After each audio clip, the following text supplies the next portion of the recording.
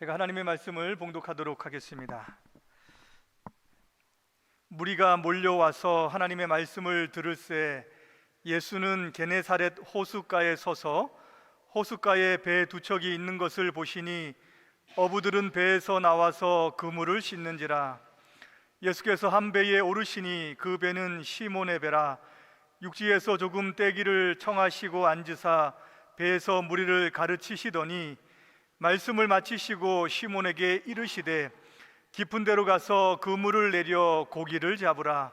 시몬이 대답하여 이르되 선생님, 우리들이 밤이 새도록 수고하였으되 잡은 것이 없지만은 말씀에 의지하여 내가 그물을 내리리이다 하고, 그렇게 하니 고기를 잡은 것이 심이 많아 그물이 찢어지는지라. 이에 다른 배에 있는 동무들에게 손짓하여 와서 도와달라 하니 그들이 와서 두 배의 채움에 잠기게 되었더라. 시몬 베드로가 이를 보고 예수의 무릎 아래에 엎드려 이르되 주여, 나를 떠나소서, 나는 죄인이로소이다 하니, 이는 자기 및 자기와 함께 있는 모든 사람이 고기 잡힌 것으로 말미암아 놀라고 세베대의 아들로서 시몬의 동업자인 야고보와 요한도 놀랐음이라. 예수께서 시몬에게 이르시되 무서워하지 말라. 이제 후로는 내가 사람을 취하리라 하시니 그들이 배들을 육지에 대고 모든 것을 버려두고 예수를 따르니라. 아멘. 제자가 된 베드로라고 하는 제목으로 하나님의 말씀을 증거하도록 하겠습니다. 예수님께서는 이제 3년 동안에 하나님의 나라를 전파하셨죠. 30세를 사셨고 3년 동안 예수님께서는 공생애, 즉 이제 거리로 나가셔서 사람들을 구원하시고 또 복음을 전하시고 치유하시고 가르치는 그런 사역을 하셨습니다. 3년 동안의 예수님의 사역 가운데에서 예수님이 가장 신경 쓰고 가장 관심 있게 보았던 것은 어떤 것일까요, 여러분? 예수님께서 3년 동안의 자신의 하나님 나라의 전파의 사역 가운데에서 가장 관심을 두었던 부분은 바로 제자였습니다. 사람이었습니다. 예수님께서 이 땅에 오셔서 교회를 세우신 적도 없으시고요, 또 제도를 막 개혁하려고 했던 적도 없으시고, 새로운 종교를, 유대교를 무너뜨리고 내가 세워야겠다, 그런 생각을 하신 적 한 번도 없으십니다. 예수님의 마음 가운데에 또 예수님께서 가장 이제 관심을 가지고 하셨던 일이 바로 제자를 세우는 일이었고, 12명의 제자를 불러서 그들과 함께 지내며 그들과 함께 살았던 일, 그것이 예수님의 마음 가운데 가장 중요했던 일이었어요. 예수님께서는 그 이후에 제자들을 통하여서 예수님이 하고자 하셨던 그 모든 일들을 이루어 나가시기를 원하셨던 거죠. 구약에는 12지파가 있었던 것처럼 신약에는 12제자가 신약교회의 기둥과 초석이 되었던 것입니다. 예수님께서는 제자들을 이제 부르셨는데, 오늘 본문의 말씀이 바로 베드로를 부르시는 그런 내용과 장면이죠. 베드로는 어떻게 해서 예수님의 제자가 되었을까요? 무엇 때문에, 어떤 마음의 변화가 있었길래 예수님을 따라서 제자가 되고자 모든 것을 버려두고 나서고자 했는가? 오늘 그 내용들이 오늘 성경 말씀에 잘 나타내 보여주고 있습니다. 여러분, 베드로의 인생 가운데에 베드로의 삶의 새로운 시작이 어디에서부터 시작이 되었는가? 그것은 바로 예수님께서 자기 자신의 배에 오르셨을 때부터입니다.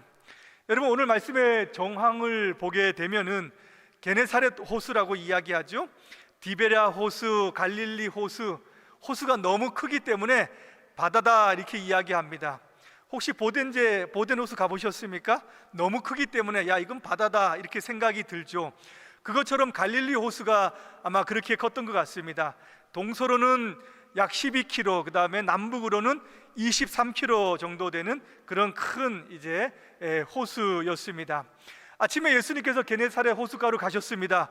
예수님께서 등장하시자 많은 사람들이 몰려들어서 예수님의 하나님 말씀을 듣고자 하는 거예요. 오늘 내용을 보니까 너무 많은 사람들이 오니까 예수님이 그 사람들에 밀려가지고 이제 물가 가까이 갔습니다. 그리고 거기 있는 배를 보시고 한 배에 오르셨던 거죠. 그 배가 바로 베드로의 배였습니다. 베드로의 배 위에 예수님께서 오르셨던 것이죠. 어떻게 보면 무리에 밀려서 어쩔 수 없이 한 배에 오르신 것처럼 보이지만 사실 오늘 내용의 모든 말씀을 볼 때는 예수님께서는 베드로와 베드로의 배를 주목하시고 그리로 가신 것을 볼 수가 있습니다. 근데 여러분, 왜 예수님께서 베드로의 배에 오르셨을까요? 많은 배들이 있었고 또 자기들에게는 많은 무리들이 있었는데 왜 베드로의 배에 오르시고자 하셨을까요? 그것은 너무 쉬워요. 베드로의 배가 비어 있었기 때문입니다. 베드로의 배에 아무것도 없었어요. 그렇기 때문에 그 배에 오르실 수가 있었던 거죠. 베드로는 전날 밤이 새도록 고기 잡으려 했습니다. 굉장히 많이 수고했지요. 그런데 한 마리도 잡지 못한 것입니다. 얼마나 허탈하고 얼마나 지치고 얼마나 힘들었겠어요. 여러분, 한국 가셔가지고 동해 바다 가보셨습니까? 밤이 되면은 해변가에 보면은 육지는 전부 다 깜깜해요. 그런데 바다를 보면 환합니다. 뭐 하고 있어요? 다 고기 잡는 배들입니다. 유난히 반짝이고 유난히 환한 배는 오징어 배입니다. 오징어는 환하게 해야 고기가 잡히거든요. 근데 그렇게 밤새도록 조업을 하고 아침에 항구로 왔는데 이게 한 마리도 없다 생각해 보십시오. 얼마나 지치고 힘들겠습니까? 바로 베드로가 이런 상황인데요. 그런데 그날 베드로의 배가 비어 있었기 때문에 예수님께서 그 배에 오르실 수 있는 것이었었고 또 예수님의 말씀을 어쩔 수 없이 그 자리에서 다 듣게 될 수밖에 없는 그런 상황이 벌어졌다는 거예요. 사실 베드로는 그날 아침에 너무 힘이 들고 지쳐서 관심이 없습니다. 그냥 성경을 보니까 그물을 씻고 있다잖아요. 많은 사람들이 몰려오는데 이 아침에 저 사람들이 뭐 하는가 그런 생각 가질 만도 한데 관심이 전혀 없습니다. 그냥 자기 그물만 씻고 있는 거예요. 그만큼 다른 것에 마음을 둘 여지가 없다는 겁니다. 예수님을 몰랐기 때문일까요? 예수님에 대해서 관심이 없었기 때문일까요? 아니요, 이미 예수님을 만났습니다. 여러분, 요한복음 1장 40절에 보면은 그 베드로의 동생, 베드로의 이름이 시몬이잖아요. 시몬의 동생 안드레가 예수님을 먼저 만난 거예요. 그러고 보니까는 이가 우리가 기다리고 있던 메시아다라고 하는 것을 소개를 받습니다. 너무 놀라가지고 자기가 좋아하는 형 시몬에게 가서 우리가 메시아를 만났다고 그러면서 예수님을 소개를 했습니다. 예수님께서 그날 베드로가 잊지 못할 것은 베드로의 이름을 시몬의 이름을 바꿔준 거예요. 장차 네가 게바라 하리라. 게바는 반석이라는 뜻이고요, 아람식의 이름입니다. 근데 이것을 헬라식으로 바꾸면은 베드로가 되는 거예요. 자기 멀쩡한 이름을 바꿔준 양반이 있나? 메시아라고 하는데 이분이 내 이름을 장차 게바라, 반석이라 이렇게 바꿔줬기 때문에 그날은 잊을 수가 없는 겁니다. 그런데 그 예수님이 나타났음에도 불구하고 무시하는 거예요. 그리고 자기의 할 일을 합니다. 그만큼 베드로의 마음은 지쳐 있는 것이고 힘이 들어 있는 것이고 어떤 것에도 관심을 두고 싶은 마음이 없는 거예요. 여러분, 베드로의 심정이 이해가십니까? 베드로가 어떻게 예수님을 만나게 됐는지 이해가 가셔요? 우리 인생 가운데도 이럴 때가 있다라고 하는 겁니다. 때로는 인생에 굉장히 지치고 힘들고 그것을 사람들은 실패라고 이야기하고 또 고독스럽고 고통스럽고 마음의 위기가 올 때가 있다는 겁니다. 내 인생의 배가 완전히 비어지고 심령이 허탈하고 그래서 내 인생이 추락할 것만 같은 그럴 때가 있다는 거예요. 이런 일이 지속이 되면 인생의 위기가, 큰 위기가 닥쳐오는 거죠.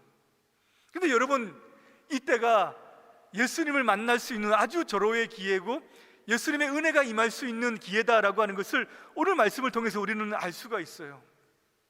예수님은 바로 이럴 때에 사람들에게 찾아가십니다. 사람들은 자신의 인생의 배가 가득할 때는 예수님을 만날 수 없어요. 예수님을 만나지도 않습니다. 예수님이 찾아갈 수가 없어요. 왜? 그 마음에는, 그 인생에는 너무나 많은 것들이 차지하고 있기 때문에 예수님이 들어갈 자리도 없고 예수님께서 만날 수 있는 그런 시간조차 없기 때문이에요. 자신의 인생에 많은 소유가 있고 권력가 있고 부가 있고 할 일이 넘치고 에너지가 넘쳐서 자기의 마음과 관심이 어느 곳에 있을 때에는 사실 예수님에 대해서 관심을 가질 수가 없다는 거예요.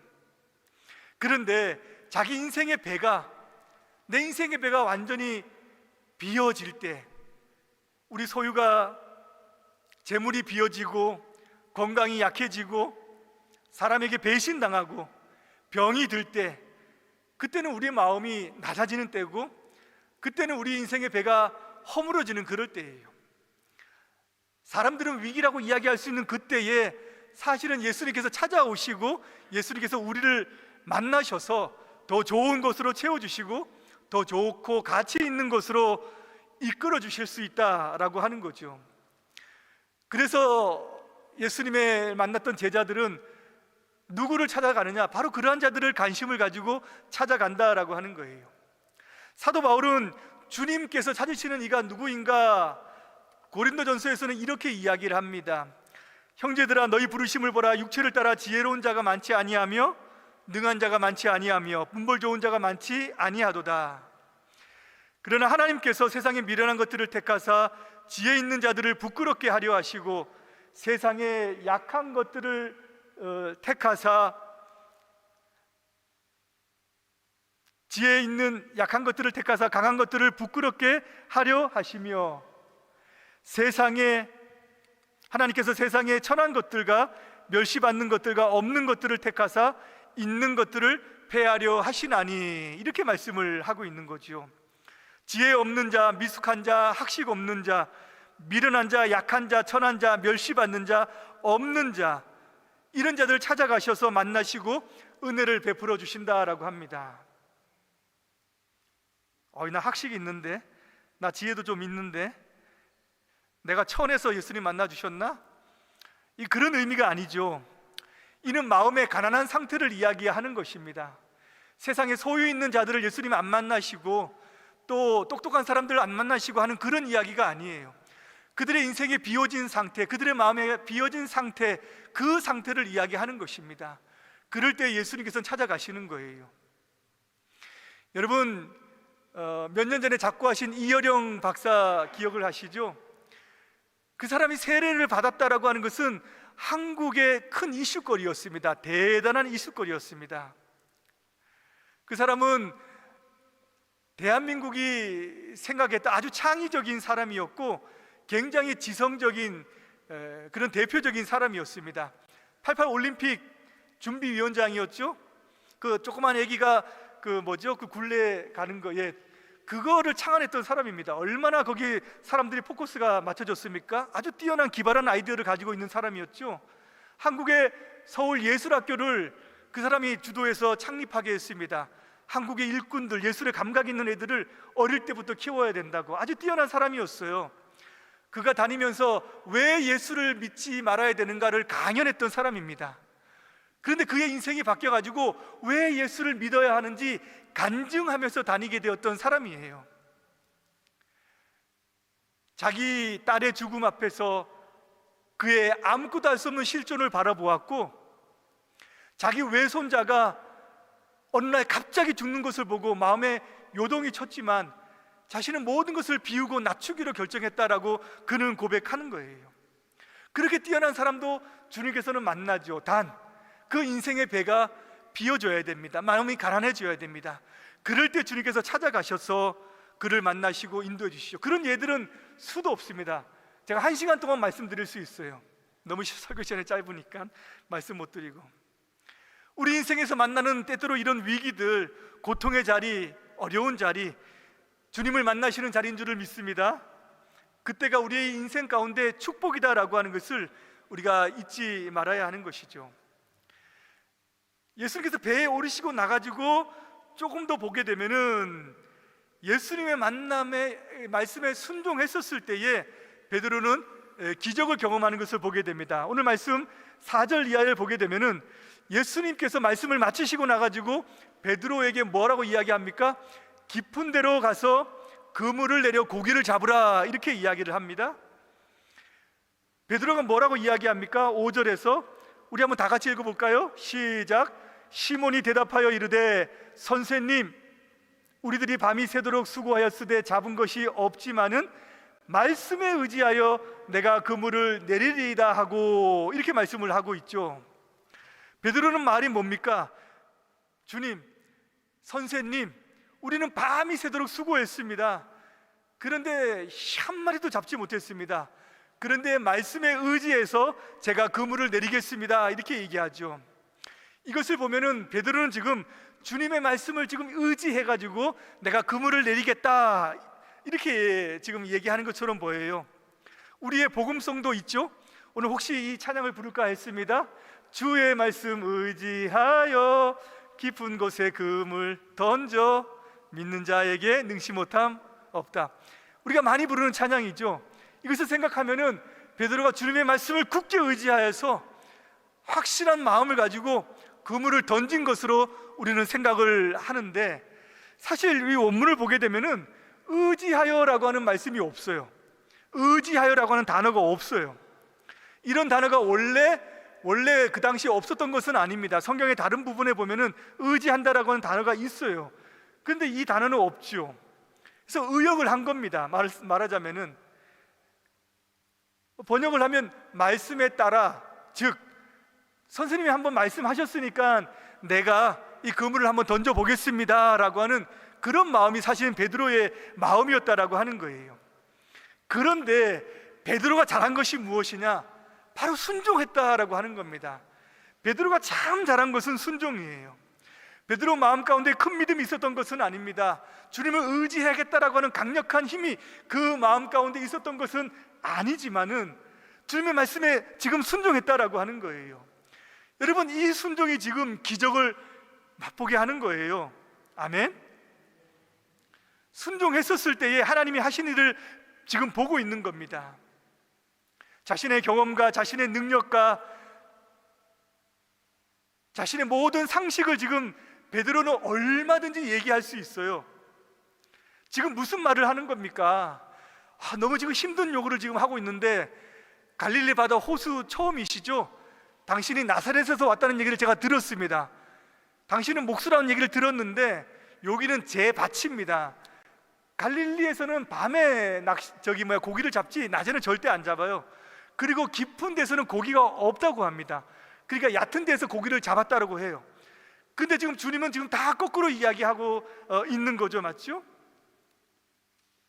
그런데 베드로는 얼마든지 자기의 경험과 자기의 상식과 자기의 생각을 가지고 이야기할 수 있음에도 불구하고 예수님의 말씀에 그냥 순종하는 거예요. 여러분, 순종을 할 때 우리의 신앙은 자라게 되어져 있습니다. 그 순종을 하다 보면은 사실은 우리가 나중에 알게 되는 그 베드로, 믿음의 베드로를 만나게 되는 거예요. 순종이 없으면 일반적인 상식과 일반적인 수준에서의 그 내용을 가지고 우리는 신앙생활을 할 수밖에 없어요. 말하자면 성장이 없다라고 하는 겁니다. 하나님을 머리로만 이해할 수밖에 없습니다. 하나님 선한 분이라고 우리 찬양하지만 선한 분은 우리 지식 가운데서만 만나고 지식 가운데만 우리가 알고 그분을 고백할 수밖에 없다라고 하는 거예요. 순종을 하게 되면은 그 하나님을 경험하게 되는 겁니다. 순종을 하게 되면은 그 하나님을 우리 마음 가운데에 실제로 삶 가운데 새길 수 있다라고 하는 거예요. 순종이 어렵죠. 그래도 순종할 수 있는 곳이 있어요. 우리가 사는 곳 가운데에 두 군데가 제가 생각해 보니까 순종이 가능한 곳이에요. 하나는 군대, 하나는 가정이더라고요. 군대는 그 자체가 질서고 체계이기 때문에 순종을 안 할 수 없죠. 그래서 참된 의미에서 순종은 아닙니다. 거기는 복종을 하는 것이죠. 근데 가정에서도 순종이 이루어집니다. 아이들에게 순종을 어릴 때부터 가르치죠, 맞죠? 아이들은 자기가 부모님이 얘기하는 공부 열심히 해라라고 하는 것을 이해할 수 없지만은 거기에 순종하다 보면 나중에 나에게 좋은 삶을 주시기 위해서 엄마가, 부모님이 그렇게 이야기했구나라고 하는 것을 나중에 깨닫게 된다는 거예요. 이것이 바로 순종하는 그런 삶의 맛이다라고 하는 거예요. 순종을 할 때 신앙의 맛을 알게 되는 거예요. 그런 삶을 살아가는 거죠. 순종은 쓰나 열매는 달다. 순종하기로 마음 먹으면은 여러분, 보이지 않는 길도 보이게 되는 것이고요, 내 가운데에 막혀 있는 그런 삶도 우리가 열어서 나아갈 수가 있는 겁니다.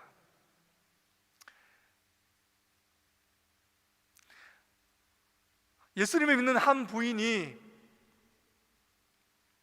남편 때문에 아주 속이 상했나 봅니다. 이 남편이 허구한 날 술을 마시고 새벽까지 술을 마시고 새벽에 들어온다라고 하는 거죠. 자기는 새벽 기도를 나가는데 자기 남편은 새벽에 술 취해서 들어오는 거예요. 얼마나 속상하고 얼마나 믿겠습니까? 근데 새벽에 나와서 기도하는데 하나님께서 한 번은 이런 마음을 주더라는 거예요. 네 남편 발을 좀 씻겨주라. 주님, 무슨 말입니까? 이 미운 남편, 사랑해도 할까 말까 하는데 이 미운 남편에게 내가 어떻게 발을 씻겨줍니까? 그런데 주님께서 말씀하시니까 생각 끝에 그냥 겨우 할 수 없어가지고 마지못해 그 발을 한번 씻겨줬다라고 씻겨줬다는 거예요. 어떤 일이 벌어졌을까요? 그 다음에 씻겨준 그 발로 지 스스로 교회를 나가더랍니다. 얼마나 기뻤습니까? 맞죠? 얼마나 마음이 좋았겠어요. 순종을 하면은 하나님이 주시고자 하는 기쁨을 맛볼 수가 있는 것이고, 순종을 통해서 우리의 인생이 하나님이 어떤 분이시다라고 하는 것을 더 가까이 가고 그분의 은혜를, 그분의 주권을 우리가 마음 가운데 새길 수 있고 가까이 갈 수 있는 그런 은혜가 우리 가운데 있을 줄을 믿습니다. 하나님께서 때로는 우리에게 요구하시는 것이 우리의 경험과 우리의 상식을 벗어날 수 있습니다.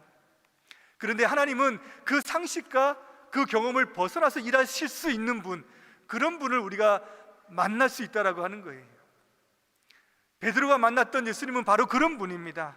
내 상식과 내 수준을 벗어나서 일하실 수 있는 분, 그분을 경험했기 때문에 하나님을 만날 수 있었던 것이죠. 하나님이라고 하는 존재로 그분을 만날 수 있었던 것이죠.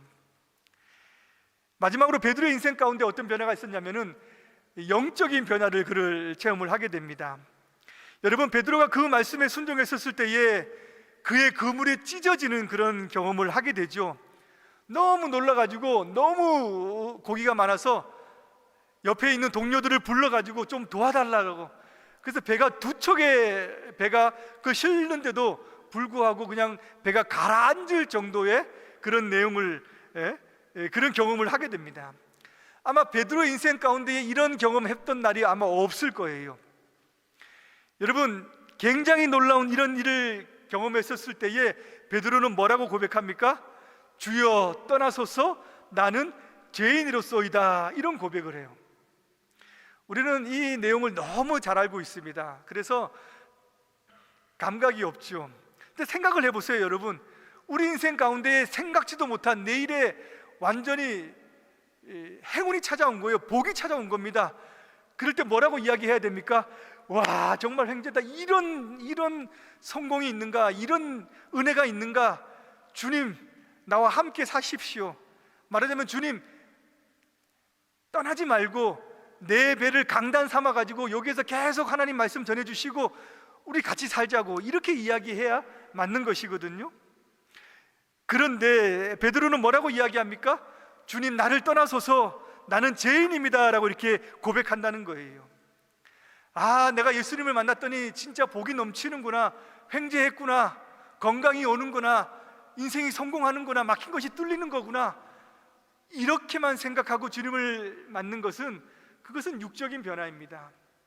그것 보는 것은 우리의 인생의 눈으로, 그냥 세상의 눈으로 주님을 만나고 변화하는 것에 그런 수준에 머물러 있는 것이죠. 베드로가 지금 만난 것은 영적인 변화를 이야기하는 것입니다. 베드로의 마음 가운데에 경험했던 것은 세 가지예요.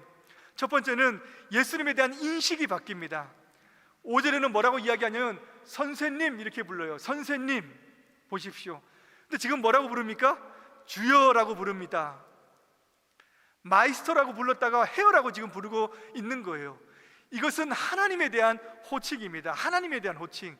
예수님을 하나님으로 지금 인식하고 있는 거예요. 두 번째는 자기 자신에 대한 인식이 바뀌는 것이죠. 자기 자신을 뭐라고 이야기합니까? 나는 죄인이다 라고 이렇게 이야기해요. 죄인입니다. 여러분, 베드로가 무슨 죄를 지었습니까? 무슨 죄를 지었길래 지금 베드로가 죄인이다 라고 이렇게 고백하냐는 거예요. 뭘까요? 옛날에 어떤 목사님은 천지 만물의 주인이신 하나님, 모든 것이 하나님의 것인데 하나님의 허락도 없이 갈릴리 바다에서 고기를 훔친 그 죄라고 이렇게 이야기합니다. 목사님이 얘기했어요. 제가 읽었던 책에서는 그렇게 이야기합니다. 그분도 웃으면서 그 이야기를 했다라고 해요. 근데 생각해보면 맞지 않아요? 그 만물의 주인이 하나님의 것인데 하나님의 것을 돈도 안 내고 마음대로 사용하고 나서는 감사도 없었습니다. 그러니 그 죄가 발견될 것이 아닐까요? 신적인 존재 앞에서 얼마나 부끄럽고 약하고 허물 많은 인생인가라고 하는 것을 그 순간 자기 스스로 발견한 것이에요. 우리가 예수님을 처음 만났을 때에 예수님에 대해서 우리가 죄인입니다라고 애통하면서 고백했던 그 고백이 지금 베드로 가운데에 지금 나타나고 있는 것이죠. 세 번째는 자기 인생에 대한 변화를 이야기합니다. 주님은 무서워하지 말라, 이제 후로는 내가 사람을 낚는, 사람을 취하리라. 개정 한글 번역에서는 내가 사람을 낚는 어부가 되리라 라고 이렇게 말씀하죠. 이것은 삶에 대한 변화를 이야기합니다. 자신의 사명을 지금 발견한 거예요. 이 갈릴리 바다에서 굼을 던져가지고 먹고 살고 하루 벌어서 하루 먹는 그런 인생으로 가족을 먹여 살리고 아이들을 시집 장가 보내면 괜찮은 인생이라고 살았던, 내 배 한 척이면 괜찮은 인생을 산 것이 아니냐라고 했던 그 인생 가운데에서 예수님께서 말씀하신 사명을 발견한 거예요. 내 인생 가운데에 어떻게 살아가야 되겠다라고 하는 것을 지금 자각한 것이고 깨닫게 되는 것을 이야기하는 겁니다. 내 인생 하나님의 영광을 위해서 살아가는 거구나라고 하는 것을 그 순간 발견을 한 거예요. 이것이 놀라운 인생에 대한 변화입니다. 베드로 인생 가운데 최고의 날이에요. 어떤 사상가는 인생의 최고의 날은 자기의 사명을 자각한 날이라고 이렇게 이야기를 했더라고요. 인생 최고의 날을 발견한 것입니다. 베드로는 이 순간 모든 것을 버려두고 지금 예수님을 쫓았다라고 해요. 부모님도 버려두었습니다. 생각해보면 모든 것을 버려두고 지금 많이 잡은 이 물고기들도 다 내려놓고 예수님을 쫓은 것이 되는 거예요. 그만큼 인생의 놀라운 것들을 발견한 것을 이야기하는 것이죠. 예수님을 만난 사람들은 다 모든 것을 버려두고 생계도 내려놓고 이렇게 따라야 된다라고 하는 것을 이야기하는 것은 아니죠. 삶의 가치관이 변한 것이고 삶을 대하는 태도가 바뀌었다라고 하는 것을 이야기하는 것입니다. 이 세 가지가 바뀔 때에 영적인 변화가 있는 것이고 예수님을 따르는 참된 제자의 모습이 있는 것이에요. 말씀을 마무리하겠습니다. 오늘 예수님께서는 많은 무리를 가르치셨는데 변화한 사람은, 제자 된 사람은 베드로 한 명뿐입니다. 예수님은 이런 제자를 원하신다는 거예요. 이런 사람을 예수님께서는 찾고자 원하셨던 것이죠. 많은 무리는 누구입니까? 많은 무리는 제자가 아니라 예수님의 팬이에요. 팬, 추종자입니다. 예수님을 통해서 좋은 말을 듣고 예수님이 마음속에 지금 내가 응원하고 싶은 그런 사람이 예수님이다라고 하는 거예요. 여러분, 팬은 달라질 수 있어요. 축구 팬도 달라질 수 있습니다. 지금 프랑크푸르트 좋아하지만 나중에 달라질 수 있어요. 저는 보쿰에 있었을 때는 보쿰 팬이었습니다. 슈투트가르트 했을 때는 슈투트가르트 팬이었어요. 이제는 프랑크푸르트 팬이 되려고 지금 하고 있습니다. 팬은 즐기면 됩니다. 팬은 헌신할 필요 없어요. 팬은 희생을 요구하지 않습니다. 그런데 제자는 다릅니다. 제자는 희생하는 사람이고 헌신하는 사람이에요. 단지 주님을 돕는 자가 아니라 주님을 하신 그 일을 같이 자기가 하고자 모든 것을 주님 앞에 맞추고 자기 인생의 목적을 거기에 맞추고 살아가는 사람인 줄로 믿습니다. 예수님의 참된 제자가 되기를 바랍니다. 예수님을 다시 한번 우리 마음 가운데 모시고 그분 말씀에 순종하며 살아가시는 여러분 되시기를 주님의 이름으로 축복합니다. 기도하겠습니다. 하나님 아버지, 비어있는 인생 가운데 오셔서 선한 것들로, 영생의 것들로, 천국의 것들로 채워주시니 주님 감사를 드립니다. 참된 제자로 이 땅을 살아갈 수 있도록 도와주시고 순종의 발걸음을 내디딜 수 있도록 우리에게 힘과 용기를 더하여 주시옵소서. 우리에게 주신 이 변화의 삶을 주님의 은혜와 능력으로 살아갈 수 있도록 하나님 함께하여 주시옵소서. 예수님의 이름으로 기도드리옵나이다. 찬송